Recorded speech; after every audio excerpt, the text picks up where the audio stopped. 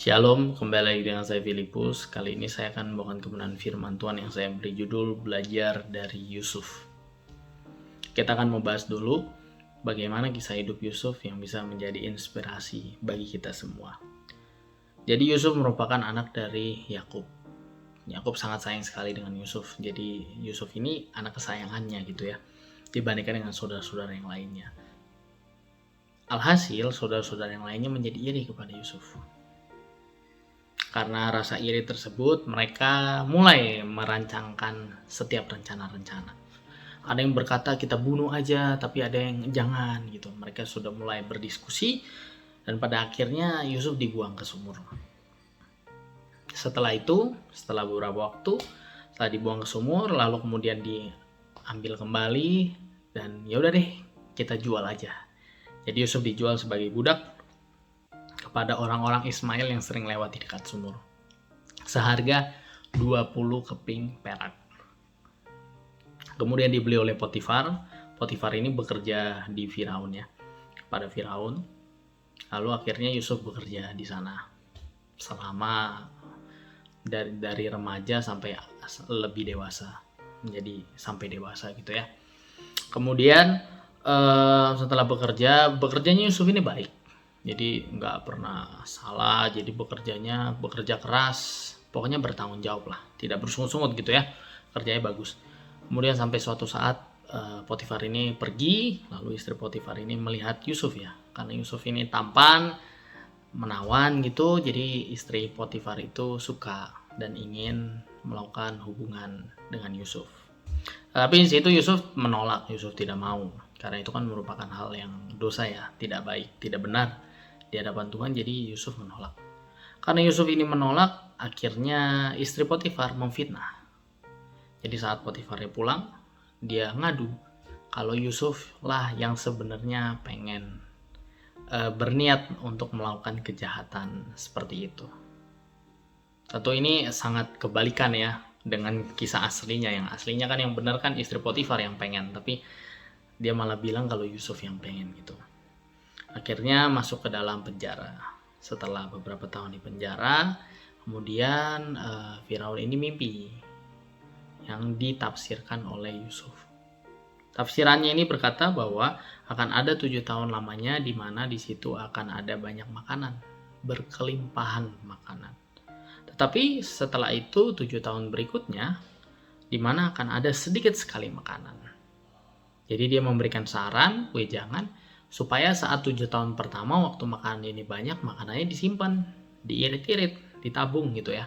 Supaya saat 7 tahun berikutnya tidak ada kelaparan, tidak ada orang-orang yang menderita kelaparan.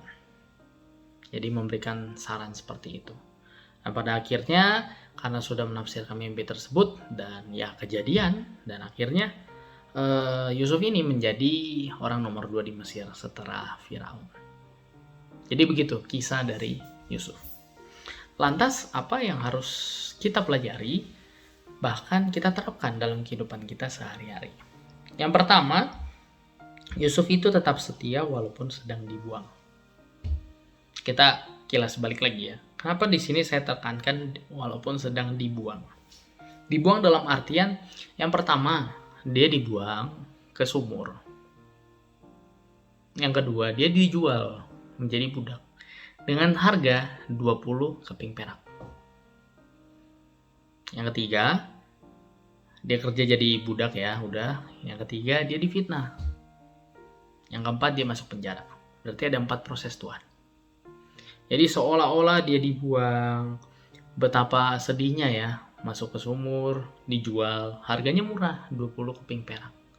Begitu juga dalam kehidupan sehari-hari, mungkin kita sering ya, sering misalnya kita lagi sering dibuang orang gitu ya, dibuang orang dalam artian ya mungkin kita pernah bekerja, kemudian karena ada berbagai hal yang sebenarnya bukan karena salah kita bekerja baik, ada orang nggak suka sama kita dan akhirnya dia memfitnah bla bla bla bla bla, akhirnya kita dipecat gitu.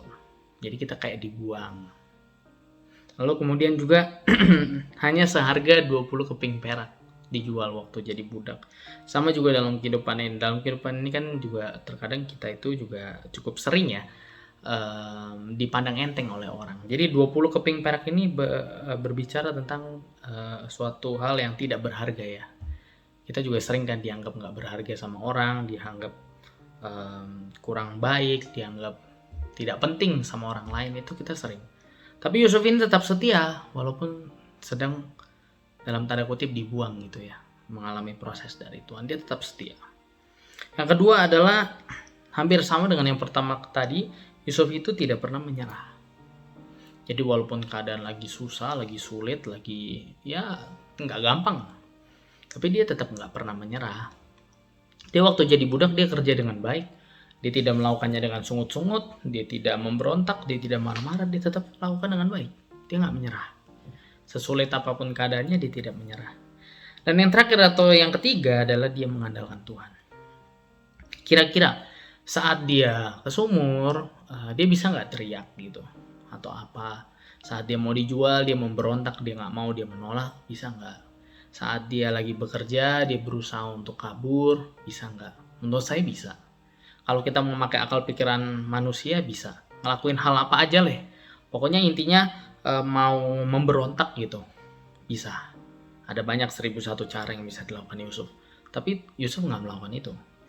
Yusuf mau mengandalkan Tuhan. Sesuai dengan Amsal 3 ayat 5-6 berkata, percayalah kepada Tuhan dengan segenap hatimu dan janganlah bersandar kepada pengertianmu sendiri. Akuilah dia dalam segala lakumu, maka ia akan meluruskan jalan. Jadi sesuai dengan Yusuf. Di sini dia percaya kepada Tuhan dan tidak bersandar kepada pengertiannya sendiri. Jadi poin yang ketiga adalah dia mengandalkan Tuhan. Nah, jadi lewat kisah Yusuf ini kita sama-sama belajar. Untuk kita nggak menyerah, untuk kita tetap setia walaupun lagi dibuang atau lagi melakukan proses yang Tuhan izinkan, seburuk apapun proses itu, tapi kita tetap jalanin aja.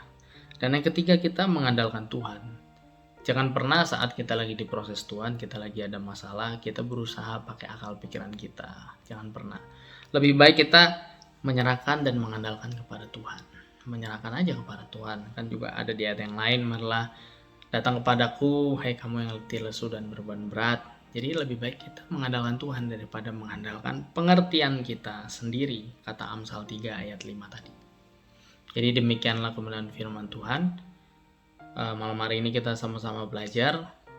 Yusuf aja yang udah dibuang ke sumur, dijual menjadi budak, difitnah dan dipenjara, tetap dia setia sampai akhir, dan akhirnya endingnya kisah akhirnya dia menjadi orang nomor 2 di Mesir. Begitu juga dalam kehidupan, kalau kita sedang di proses Tuhan, ada proses 1, lalu kita udah lolos, ada proses lagi yang kedua, ada lagi proses yang ketiga, ada lagi proses yang keempat. Ya kita tetap jalanin aja, percaya aja, suatu saat nanti ya kita bisa jadi Yusuf. Kalau dalam kisah Yusuf kan dia jadi orang nomor 2 di Mesir. Ya suatu saat nanti juga kita akan mendapatkan apa yang kita mau, atau yang akan Tuhan berikan kalau kita udah sampai di garis finish. Jadi kita tetap setia menjalankan kehidupan ini bersama-sama dengan Tuhan. Demikianlah kebenaran firman Tuhan pada malam hari ini. Untuk kita boleh menjadi pribadi yang lebih baik, belajar dari Yusuf, kita boleh terapkan dalam kehidupan kita sehari-hari. Terima kasih, selamat malam, selamat beristirahat. Tuhan Yesus memberkati kita semua.